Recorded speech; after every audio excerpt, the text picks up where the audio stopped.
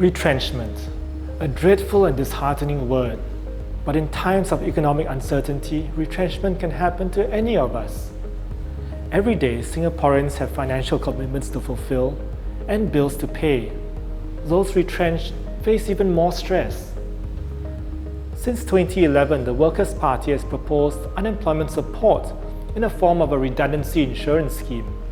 Under our proposal, a retrenched worker will receive 40% of their last drawn salary, capped at 40% of Singapore's median income for up to 6 months.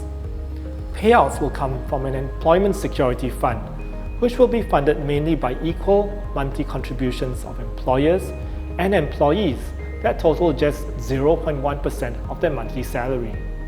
We believe that the redundancy insurance scheme would be a necessary addition to Singapore's employment landscape.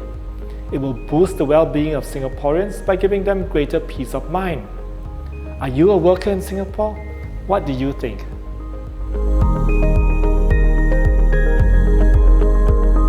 Hello, welcome to part 2 of our Let's Talk series on redundancy insurance. Today we have MP Gerald Giam with us to answer some frequently asked questions about our proposals.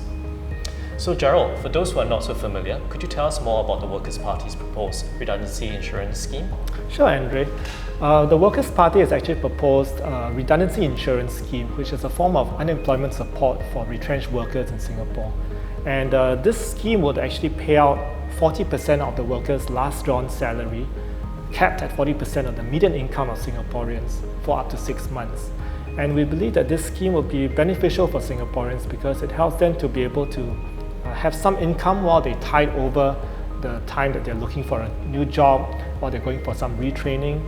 And this scheme would also be funded through the Employment Security Fund, which we are proposing to set up. And this Employment Security Fund will be funded in equal portions by the employer and the employee, totaling about 0.1% of the employee's monthly income. Why do we still need this redundancy insurance scheme when employers are already paying retrenchment benefits? Well, in Singapore, retrenchment benefits are not mandatory. And if a worker has been working for less than 2 years for a company, they usually will not receive any benefits at all. And so this scheme would actually be a way in which we help the worker to be able to tide over this period while they're waiting for their next job. And what do you say to those who suggest that such a scheme may discourage workers from searching actively for their next role? I don't believe that would be the case. And the reason is because the scheme pays out less than half of the last drawn salary, and it's capped at 6 months. So after 6 months, they won't be able to receive any payouts anymore. Plus, the payouts after the first month will be conditional on the worker demonstrating that they're actively looking for a job. How are the Workers' Party's proposals different from what the government has recently suggested will be coming soon? So what we know is that the government has proposed that they are going to provide some unemployment support. What we understand is that this unemployment support will be funded by the government, and we don't know what the quantum is going to be and how long it's going to be for. What we have is a scheme where it is funded by premiums paid by employers and employees over a period of time. So it builds up a certain fund to be able to draw down during times of economic downturn. And will we be touching or tapping on the reserves at all to fund this scheme?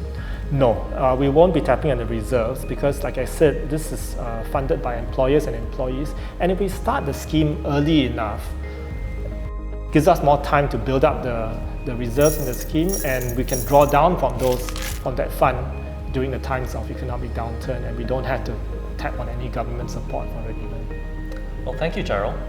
And if you would like to find out more about our redundancy insurance proposals or the WP's other policy proposals, do go to our website at www.wp.sg to learn more. Thank you, everyone.